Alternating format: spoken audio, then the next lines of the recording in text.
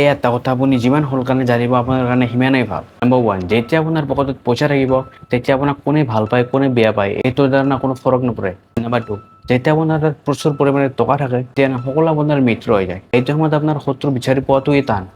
ভিতৰে থাকে কিন্তু তাই আপোনাক দেখিব নোখোজে যে তেওঁ আপোনাৰ শত্ৰু। নম্বৰ 3, ছাকচেছ মানে কি? ছাকচেছ মানে হ'ল ফেইলিয়াৰৰ পিছত নতুন এটা চেপ্টাৰ। মানে আপুনি কিবা এটা ট্ৰাই কৰি আছিল, আপুনি ফেইল হৈ আছিল। ফেইল হোৱা স্বত্বেও আপুনি হাৰ নামানিলে আৰু আপুনি ট্ৰাই কৰি থাকিলে, তাৰ ফলত আপুনি ছাকচেছ পালে। আমাৰ বহুতৰে এইটো ভুল আছে যে এবাৰ দুবাৰ ট্ৰাই কৰো, আৰে ভাই ফেইলটো হোৱাই না, তুমি প্ৰথমতে বস্তুটো জানি ল'ব লাগিব, শিকি ল'ব লাগিব, তাৰপিছতে ছাকচেছফুল হ'বা। সেইকাৰণে না সদায় ট্ৰাই কৰি থাকিবা, সদায় না হাৰ নামানিবা।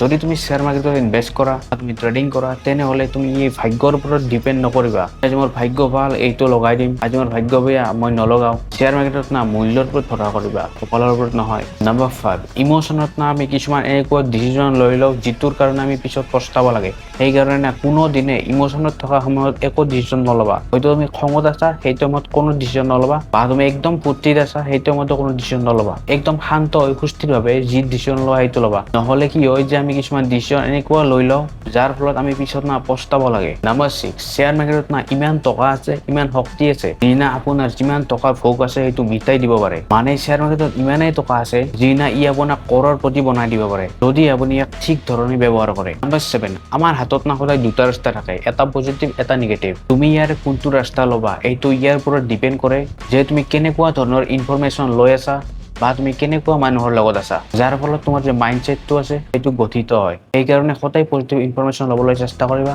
বা পজিটিভ মানুহৰ লগত থাকিবলৈ চেষ্টা কৰিবা। অসৎ মানুহৰ পৰা সদায় দূৰত থাকিবা। নম্বৰ 8, যেতিয়া আমাৰ সন্মুখত বিপদ আহি পৰে না, সেই সময়ত যোনটো একদম দুৰ্বল সিয়ে পলাই পত্ৰং দিয়ে, কিন্তু যিগৰাকী শক্তিশালী তেওঁ না কোনোদিন বিপদক দেখি পলাই পত্ৰং নিদিয়ে। তেওঁ না বিপদক চামনা কৰে, বিপদৰ লগত যুদ্ধ কৰে, দৰকাৰ হ'লে তেওঁ মৰি যাব, কিন্তু তেওঁ না বিপদক দেখি পলাই পত্ৰং নিদিয়ে।